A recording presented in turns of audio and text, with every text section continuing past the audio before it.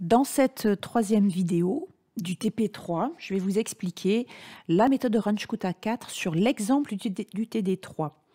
Donc ici, je vous rappelle la formule qui est écrite dans le TP3, dans le sujet du TP3. D'accord? Donc il faut que vous alliez dans le sujet du TP3 pour voir, et pas du TD3, pour voir la méthode de Runge-Kutta d'ordre 4. Pardon. Donc ici, je vais reprendre le même exemple. Donc la solution exacte, nous l'avions calculée ensemble lors du TD. F de ty que l'on obtient en exprimant y' en fonction de y et de t dans l'équation différentielle. Et donc, j'obtiens la formule yi, vous vous rappelez, solution approchée. Donc, j'obtiens la formule de deux termes consécutifs de la solution approchée. Et j'ai cette fois-ci, par rapport à Euler amélioré, K3 et K4 en supplément. Et K1 et K2, méfiez-vous, ce ne sont pas forcément les mêmes. K1, c'est... ouais, il y a un H fois, donc méfiez-vous. Alors, donc, en fait, pour que ce soit plus clair, avant de passer sur Excel, ici, eh bien, K1, ça va être H fois 49 moins 150 T indice I moins 150 Y indice I. Ici, pour K2, ça va être H fois. Alors attention, cette fois-ci, c'est tout ça votre T. Et votre Y, c'est tout ça. D'accord? Donc en fait, on va avoir 49 moins 150 fois, et à la place de TI, j'ai TI plus H sur 2. Et je vais avoir après moins 150 facteur 2, à la place de YI, j'ai YI plus K1 sur 2. Donc si vous regardez bien, quand on aura exécuté la colonne K1, pour la colonne K2, il suffira d'étendre la formule précédente et d'ajouter H sur 2. Alors en faisant attention, parce que quand on étend la formule latéralement, il va falloir mettre des dollars pour ne pas bouger le TI et le YI ici. D'accord? Et puis après, vous ferez le même pour K3. Ça va être H fois. Donc là, ça va être votre nouveau T. Donc c'est le même que le précédent, donc ça ne va pas bouger. Et le nouveau Y, ça va être le même que le précédent, sauf que l'indice du K, vous voyez, il bouge. Donc on ne va pas mettre de dollars pour celui-là. Donc ça fait 49 moins 150 facteur de TI plus H sur 2 moins 150 facteur de YI plus K2 sur 2. Voilà. Et pour le dernier, eh bien le dernier, voilà votre T, voilà votre Y. Donc, qu'est-ce qui va bouger par rapport à la formule précédente? Vous allez étendre la formule précédente latéralement. Eh bien, ce qui va bouger, en fait, il va falloir que le H sur 2, vous mettiez uniquement H. Donc, vous effacerez le sur 2. Et ici, moins 150 facteur 2, YI plus le K2, vous allez étendre. Si vous ne mettez pas de dollars, ça va passer à K3. Et vous effacez le sur 2. Voilà, donc nous pouvons passer à Excel. Prendre tant qu'à faire Euler amélioré, je vais faire un déplacer-copier. En dernier, créer une copie, OK. Et ça sera donc mon Runge-Kutta. Donc feuille 9, je l'enlève, supprimer. Et ici, je vais renommer Runge-Kutta d'ordre 4. Voilà. Alors, nous allons d'abord étudier cette méthode de Runge-Kutta. Alors, la méthode de Runge-Kutta, si vous regardez dans la formule ici, donc voilà, donc ça c'est Euler amélioré qu'on vient de voir. D'accord. Alors, Runge-Kutta, voilà, la formule elle est ici. OK, donc c'est ça. Il va nous falloir en fait construire K1, K2, K3 et K4. OK, donc voilà la formule qui est ici à construire. Allez, c'est parti. Donc, ici, je vais donc faire un peu de ménage. Ça, je l'enlève. CTRL V. Voilà mes formules. J'enlève le graphe ici. Qu'est-ce que j'enlève d'autre ici? Ça. CTRL X. Je vais le mettre plus bas. Voilà. Ça, bon, on n'a plus besoin. Allez, c'est parti. Donc ici, il me faut une colonne pour K2, K3. Alors, insérer pour K3.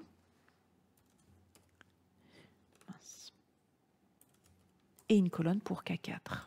Insertion K4. Voilà.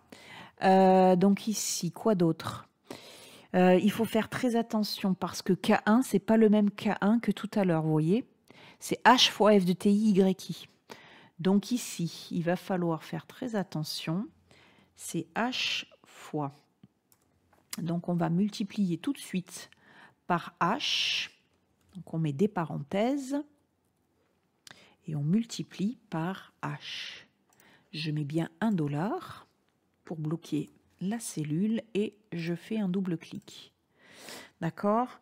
Je vais carrément enlever K2, sinon ça va me perturber parce que là, les formules de K2 sont complètement différentes d'une méthode à l'autre. Donc, il vaut mieux modifier carrément tout. Et c'est parti. Alors, K1, c'est fait.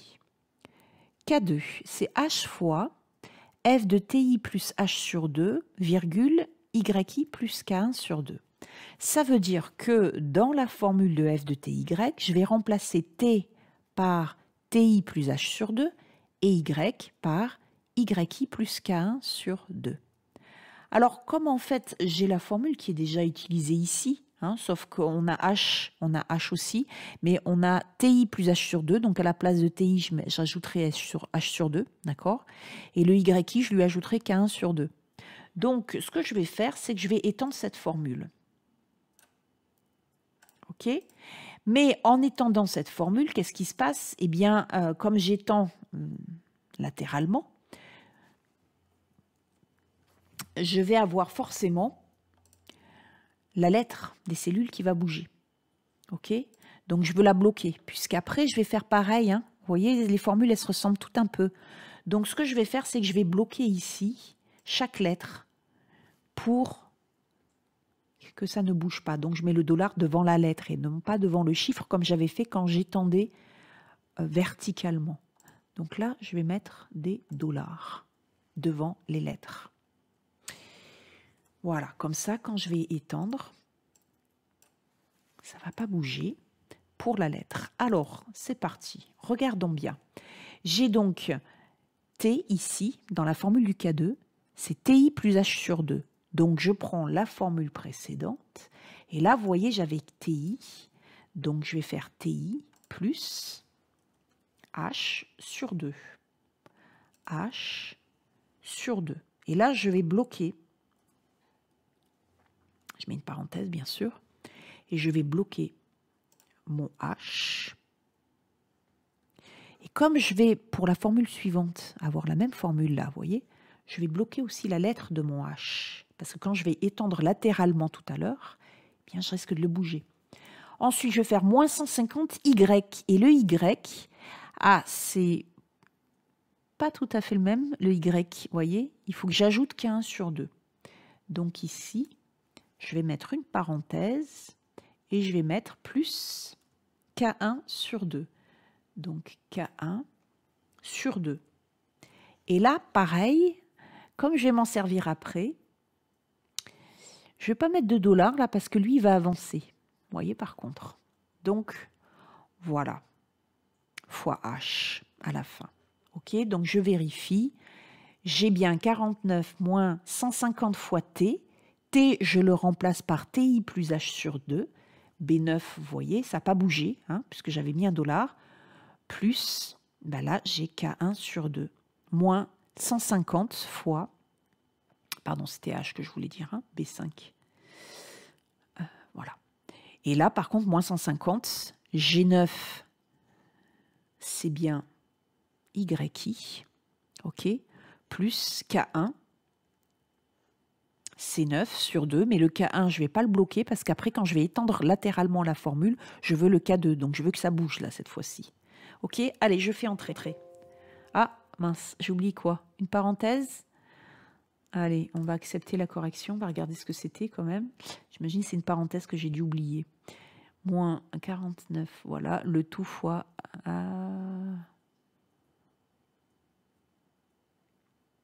C'est bizarre ça. 50 fois ça. Non, elle est là, la parenthèse. Voilà. Allez, c'est bon. Donc, je double-clique.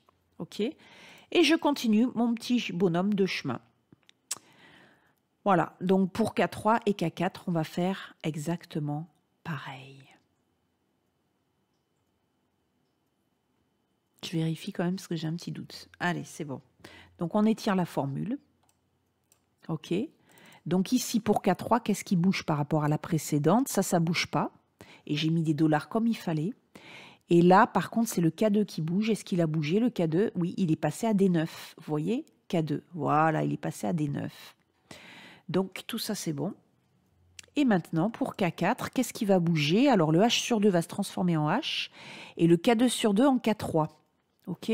Donc, c'est parti pour K4.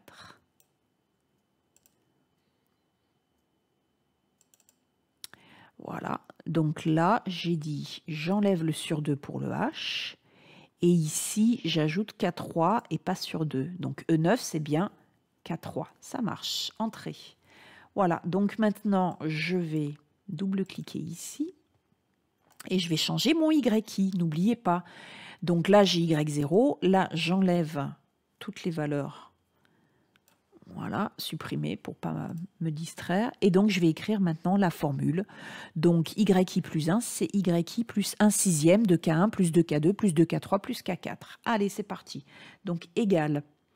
Donc, YI, c'est le précédent, plus 1 sixième fois, parenthèse, K1 plus 2 fois K2 plus 2 fois K3 plus K4. Et voilà, entrée, je double-clique.